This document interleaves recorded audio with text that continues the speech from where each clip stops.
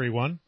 This is a video to introduce you to the portfolio project for the class BUSS420 Project Management. The portfolio project is an individual assignment where each of you will be in the role of a project manager, putting the pieces together of an entire project plan. Let's take a look at the assignment timeline. In week 2, you'll review the template and the rubric, and there's nothing to submit. And then immediately after the midterm, we'll get started with week 5 initiating the project, capturing the project overview and documenting the business case and project objectives. In week 6, we'll focus on building the work breakdown structure, scheduling activities, and allocating resources.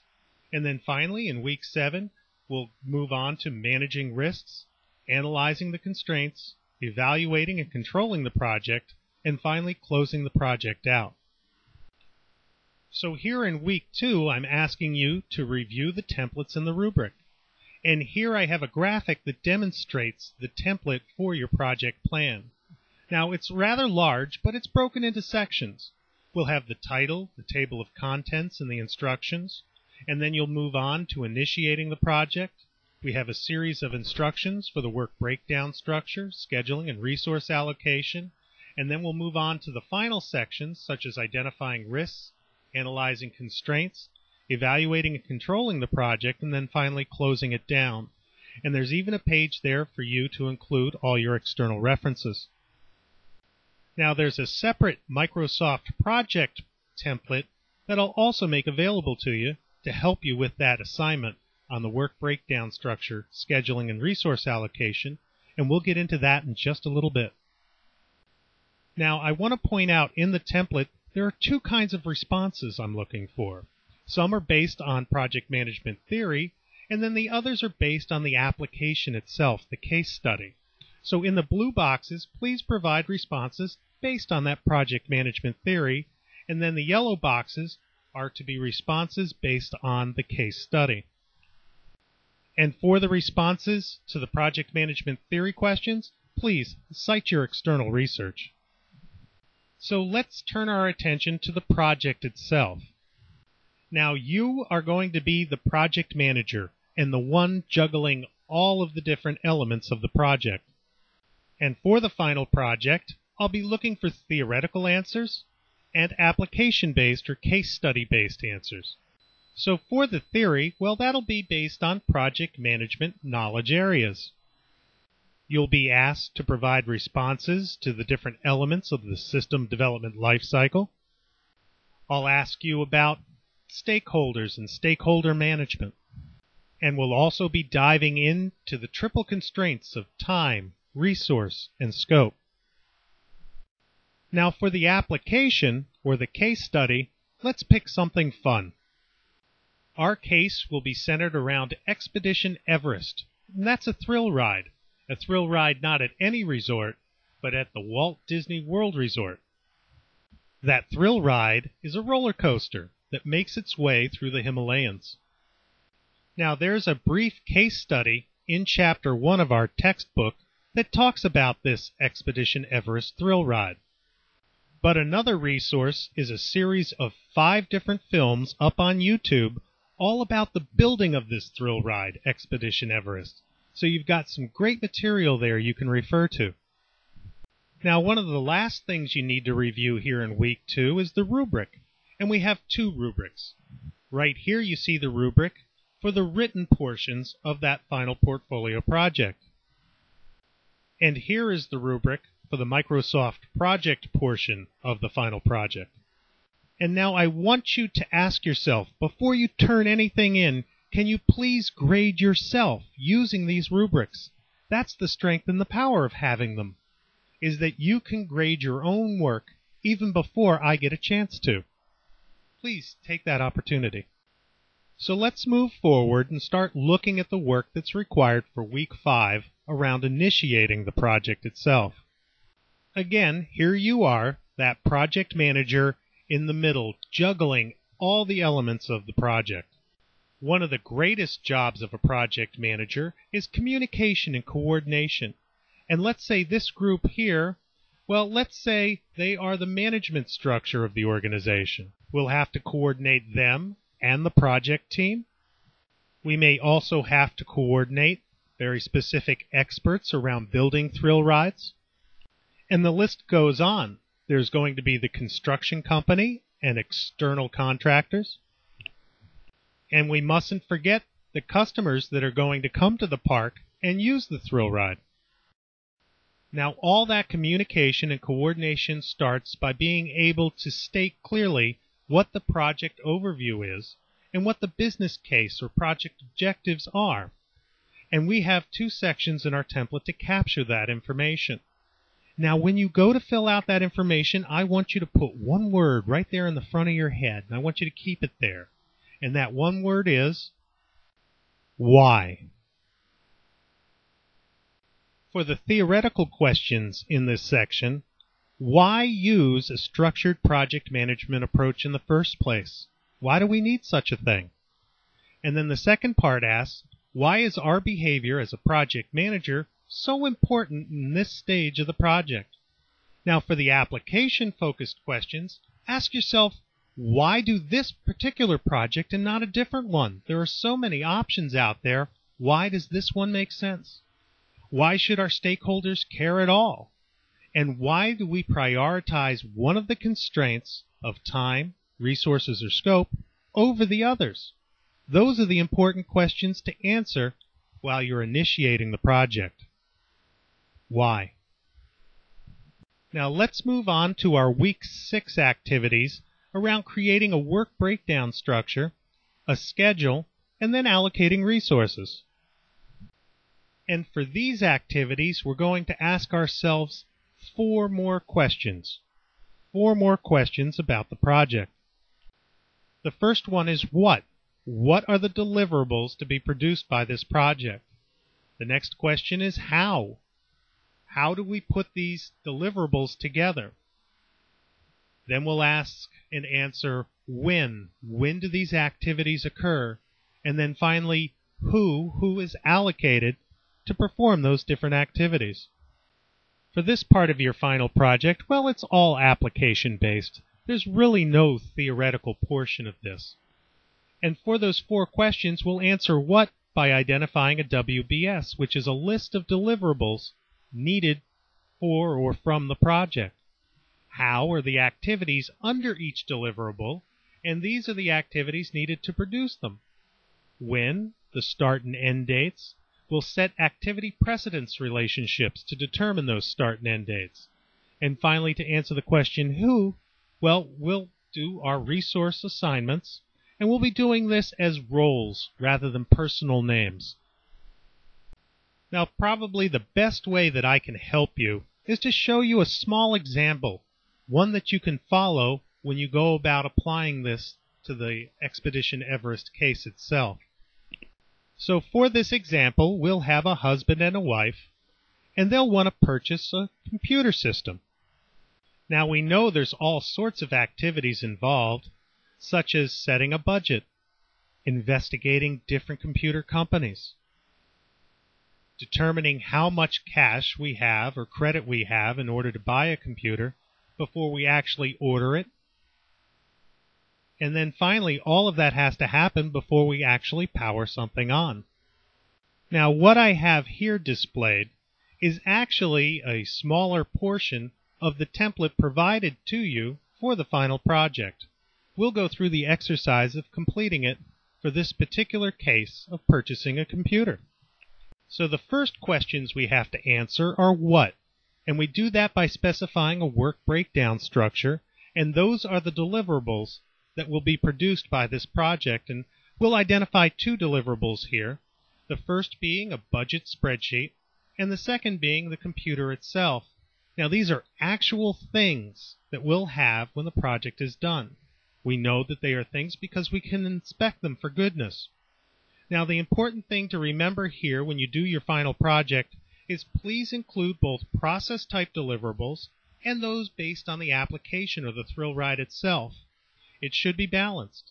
Just like you see here, I have a budget spreadsheet and then the actual application of the computer.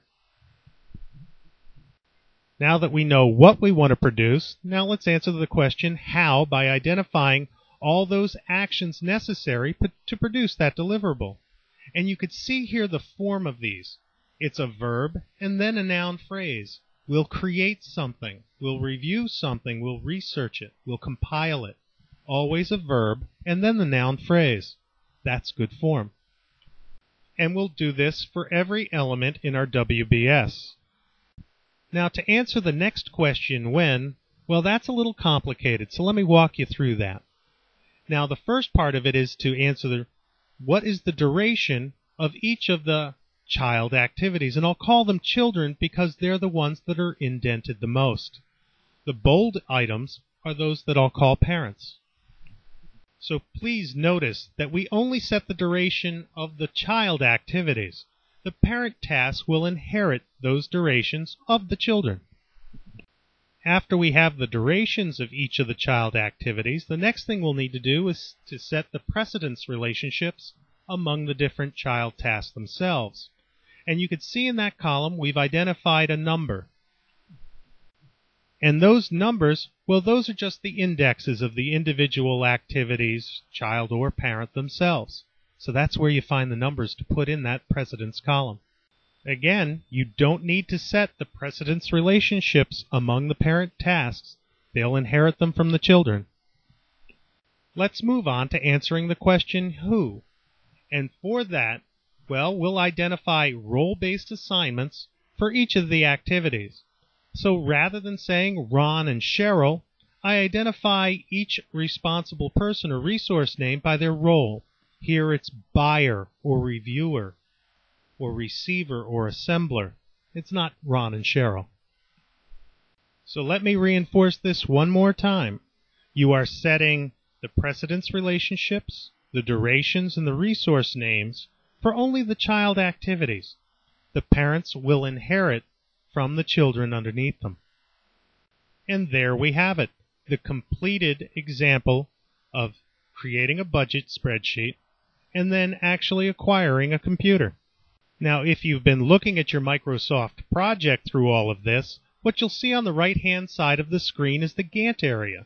And the Gantt area will be populated with these bars that identify the duration of each of the tasks and also the resources assigned.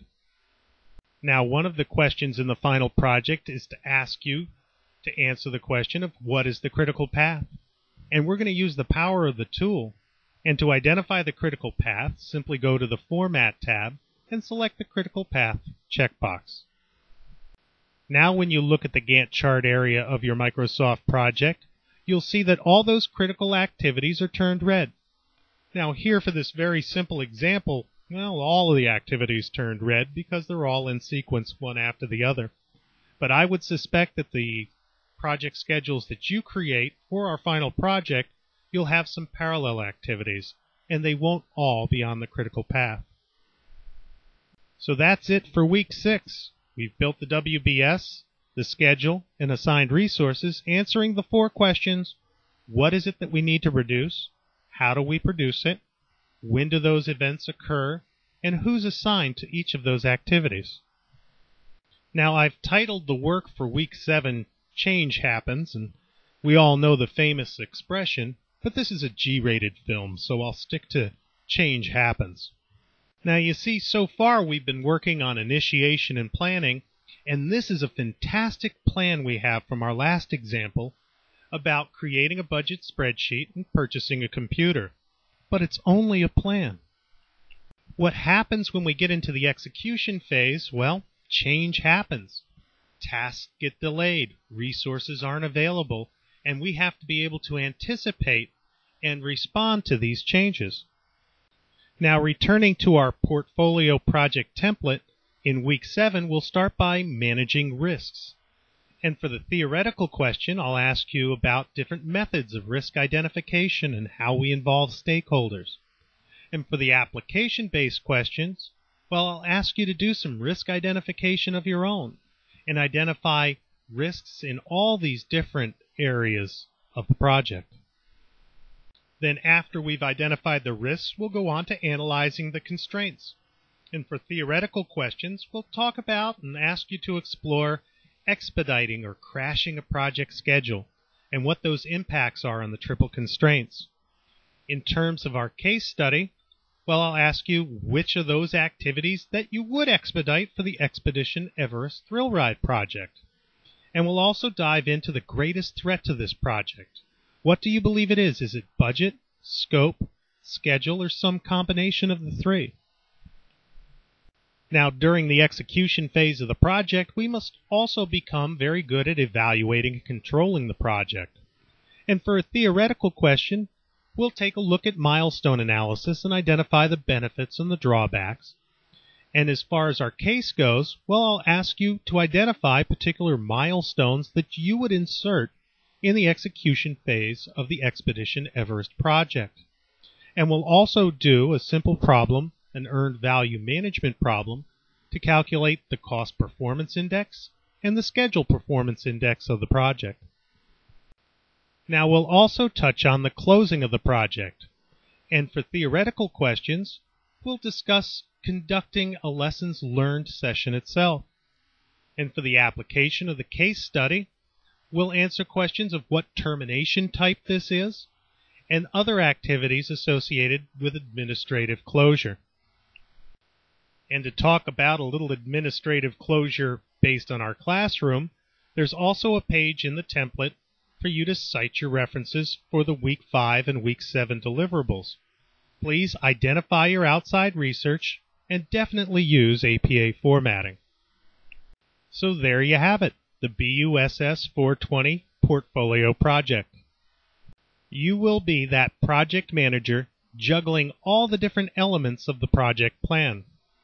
You have the written instructions to guide you, and there is some great background on YouTube for you to use. And for project initiation, we'll be answering the question, why? And for project planning, well, we'll dive deep into the case study, the Expedition Everest case itself, and answer the questions, what, how, when, and who. We'll move on to the execution phase, evaluate the system development life cycle itself, and accounting for when change happens. We'll be analyzing the triple constraints of time, resource, and scope, and we'll be investigating different evaluation techniques such as milestone analysis and earned value management. And we'll finish up with project closure and citing all our external references. There you have it, your final project. You're in the center of it all. And if you have any questions along the way, please post them up to the questions forum or shoot me a quick email and I'll be right on it and respond to you as quickly as possible. Thank you all, and let's have an excellent semester.